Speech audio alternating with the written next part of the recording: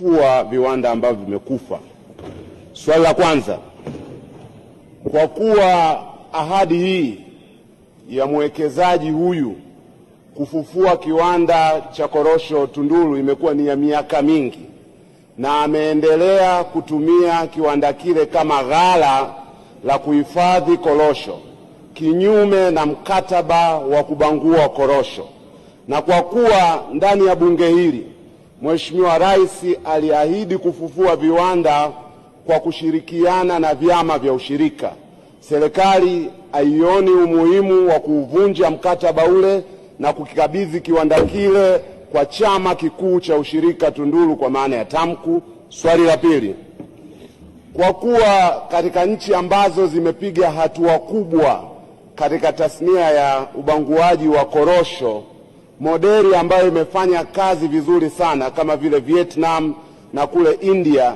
ni ya kuwawezesha wabanguaji wadogo wadogo, wizara haioni ni wakati muafaka sasa wa kuwawezesha wabanguaji wadogo wadogo wilayani Tunduru, hasa kwa kushirikiana na vyama vya ushirika vya msingi kwa maana ya AMCOS? Majibu, Mheshimiwa Naibu Waziri. Mheshimiwa Mwenyekiti, kwa niaba ya Waziri wa Viwanda na Biashara, naomba nijibu maswali mawili ya nyongeza ya Mheshimiwa Ado, mbunge wa Tunduru. Mheshimiwa Mwenyekiti, kwanza nikiri, ni kweli Mheshimiwa Rais alitoa ahadi ya kufufua kiwanda cha kubangua korosho wilayani Tunduru, lakini pia Mheshimiwa Mwenyekiti, naomba nizungumzie dira ya maendeleo kwa maana ya Vision 2050.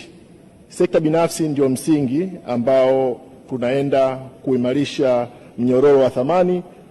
lakini nguzo kuu ni uchumi imara, jumuishi na shindani. Katika hilo, utekelezaji wa ahadi ya Mheshimiwa Rais tumeanza kusimamia utekelezaji wake. Hivi tunavyozungumza, mwekezaji ameahidi ndani ya msimu huu wa 2026 anaenda kuanza shughuli za uzalishaji, lakini pia tumekuwa tukitoa hamasa kwa sekta binafsi, hasa vyama vya ushirika. Kwa mfano, kule Tunduru TAMCU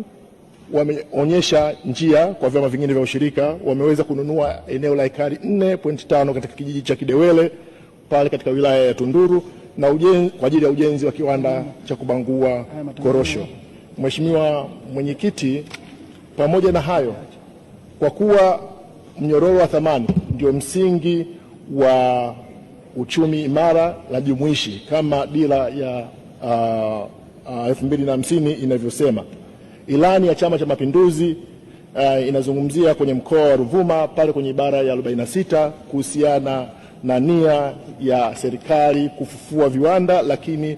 kuweka uchumi jumuishi kwa maana ya kuwekeza kwenye viwanda vidogo vidogo, na hiyo model ya Vietnam ndiyo ambayo sisi tunaenda kuisimamia kuhakikisha kwamba mwananchi hasa mkulima wa korosho anaingia na